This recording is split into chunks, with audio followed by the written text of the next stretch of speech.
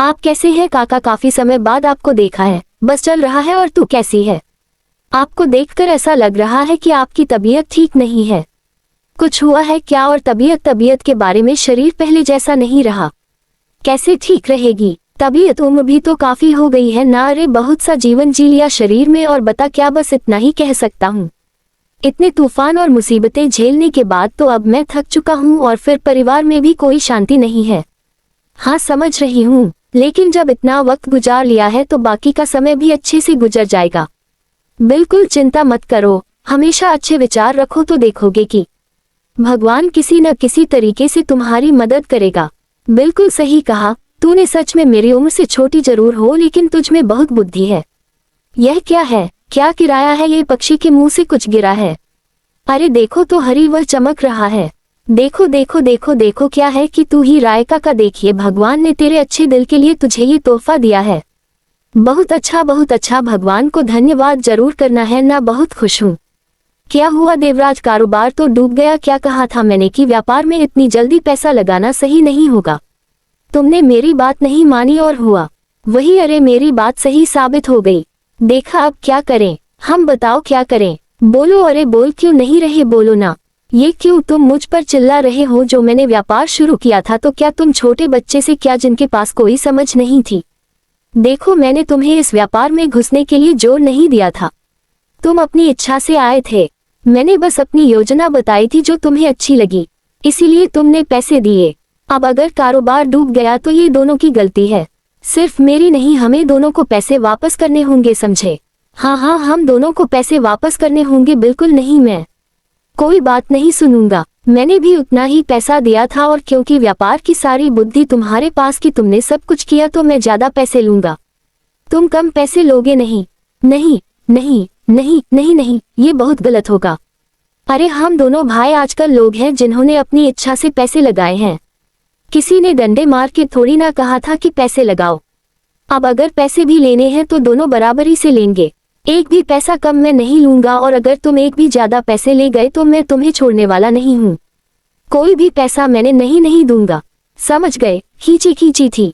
तुम इतने घिनौने सोच वाले, इतनी निम्न मानसिकता वाले आदमी हो, मैंने कभी सोचा नहीं था। पर अब से मैं तुम्हारे साथ कभी काम ही नहीं करूंगा। आदमी को पहचानने में बहुत बड़ी गलती कर दी मैंने। लीला लीला में आ गया। अरे थोड़ा पानी दे दो, बहुत प्यास लगी है। तुम आ गए हो, रुको जो पानी। रुको, तुम एक चीज दिखाती हूँ। ये तो हीरा है। हीरा कहाँ से पाया तुमने? इसका तो बहुत दाम होगा। क्या बोल रही हो? कहाँ से पाए तुमने? तुम तो इसे खरीद नहीं सकते, और हमारे पास वह ताकत नहीं है कि अब इसे खरीदते। बताओ ना कहाँ से लाया? तू नहीं से चुप रहो। थोड़ा जानती हो, जब मैं उस नदी के किनारे पानी लेने गई थी तो काका के साथ बात कर रही थी, तब एक छोटा सा पक्षी हमारे ऊपर से उड़ते हुए, उसके मुंह में ये हीरा था, और वह हीरा मेरे ऊपर गिर गया। ये देखकर काका भी बहुत खुश हो गए थे। ये क्यों कह रही हो नीलू? अरे मुझे तो बहुत खुशी हो रही है। अब देखो, हमारे इस गरीबी वाले घर में हीरा बहुत मदद करेगा। तुम्हारा भाग्य देखकर मैं सचमुच खुश। लीला, बहुत मजा आ गया। अरे कहाँ हो कि नहीं खाना हो गया? क्या हो गया हो तो जल्दी ले आओ भाई, भूख लगी है। शरीर जब इतना काम नहीं होता ना तो काम में मन लगता है। पूरी जिंदगी काम किया, अब मौत की उम्र हो गई है, फिर भी जीवन में कोई बदलाव नहीं आया है। और सॉरी, मैं क्या कहूँ, होता यह है कि हम हमेशा बुरी चीजों के बारे में सोचते हैं और वही चीजें अपनी तरफ खींचते हैं, और इसीलिए हमारे साथ बुरा होता है। देखो गिन्नी, अगर हम अच्छी चीजों के बारे में सोचे तो हमारा मन भी अच्छा रहेगा और हमारे साथ अच्छा होगा, जैसा आज मेरे सामने हुआ। हाँ, ये सारा ज्ञान तुम्हें कहाँ से मिल गया, और क्या ऐसा हुआ है जिस पर तुम्हें इतना विश्वास है? और जब मैं नदी के किनारे गया था तब लीला से मिला, मेरी ठहर खबर ले रही थी, और वह मुझे बता ही रही थी कि तभी एक छोटा सा पक्षी उड़ते हुए आया। उसके मुंह से एक हीरा गिरकर लीला पर गिर गया, इसीलिए मुझे विश्वास करना पड़ा। गिन्नी, क्या उस लीला पर हीरा गिरा? वो तो तुम भी ले सकते थे।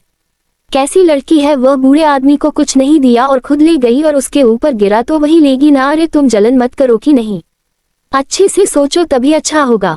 जलन करने से, गुस्सा करने से हम दोनों के लिए और बुरा होगा, समझी ना? ठीक है, खाओ। जानते हो आज मेरे साथ क्या हुआ? मैं खेलने गई थी ना, वहाँ जिनके साथ खेलती हूँ उन्होंने मुझे क्या कहा? हाँ पूजा, अभी मैं काम से वापस आया हूँ। देखो मुझे परेशान मत करो, जाओ जाकर पढ़ाई करो, बाद में बात करूंगा। जाओ, मैं तो तुम्हें सुबह से लेकर रात तक बहुत मिस करती हूँ। तुमसे बात भी नहीं कर पाती। अब रात में तुम घर लौटे हो, क्या मैं तुम्हारे साथ बात भी नहीं कर सकती? अरे नहीं, नहीं कर सकते हो, जाकर कमरे में पढ़ाई करो जाओ। ना कह रहा हूँ तो जाओ, मुझे काम की बहुत चिंता है, बहुत सोच में हूँ, व्यापार में बहुत से पैसे की हानि हुई है। जाओ कमरे में बैठो जाओ। सुनो ना, आज जब मैं खेलने गई थी तब मुझे तंग कर रहे थे क्योंकि मैं रोज वही एक शर्ट पहन के जाती हूँ। पापा तुम मुझे एक शर्ट दिला दो, एक ही, ज्यादा नहीं। ये लड़की तो सुनती ही नहीं है। रुको तुझे शर्ट निकाल कर देता हूँ। अब आरोपी नहीं कहूंगी, हाँ उसको, ये लड़की मुझे पागल कर देती है। अगर मम्मी होती तो पापा कभी मेरे साथ ऐसा नहीं करते, कभी नहीं। देवराज, देवराज घर पर हो? वह मुझे अच्छे से नींद नहीं आए और इस वक्त कौन आ गया? हाँ देखता हूँ, बाहर जाकर के सुबह सुबह कौन आ गया। थोड़ा शांति से सोने भी नहीं देते ये लोग। ओहो इतना गुस्सा क्यों कर रहे हो? मैं हूँ। बूढ़ी माँ जल्दी सोकर उठ गई थी तो सोचा तुमसे थोड़ी बात कर लो और एक जरूरी बात करनी है। हाँ क्या जरूरी बात करनी है? ठीक है बताओ, सुन रहा हूँ। क्या घटना घटा? मामा घर आई थी तो उन्होंने मुझे घटना बताएं। कल जब वह नदी के किनारे गए थे तो वहां लीला, मतलब आदित्य की पत्नी, उनसे मिली और आदित्य की पत्नी लीला मेरे पति को समझा रही थी कि हमेशा अच्छे विचार करने चाहिए, बुरे नहीं। लेकिन तब अचानक एक छोटी सी चिड़िया के मुंह से एक हीरा लीला के ऊपर गिरा। हीरा चिड़िया के मुंह से, लेकिन क्या करें, उसने नहीं लिया था। उसने ये घटना मुझे बताए और मेरा फायदा किया। मैं क्या सोच रही हूँ, बता, क्या वह हीरा ले लेना चाहती हो? हमारे पास लाना है, फिर उसे बेचकर जो भी पैसे मिलेंगे वह आधे आधे होंगे। ठीक है, हाँ हाँ हाँ हाँ बिल्कुल बिल्कुल। अच्छा नहीं लग रहा है। ओ माँ तू मुझे छोड़कर क्यों चली गई? बताओ ना, मुझे अकेला अच्छा नहीं लग रहा। पापा तो मुझे बिल्कुल प्यार नहीं करते, मेरी कोई बात नहीं सुनते। माँ तो मुझे लेकर चलो, तुम मुझे लेकर चलो। क्या हुआ बेटा, क्या तुम अभी रात की बात पर मुझसे नाराज हो? देखो कल मुझे बहुत चिंता थी। क्या है ना कि मेरा एक काम पूरी तरह से बिगड़ गया, इसीलिए मैं बहुत गुस्से में था और गलती से मैंने तुझे मारा। मुझे माफ कर दो ना बेटा, माफ कर दो। मैं तुम्हारा पापा हूँ ना।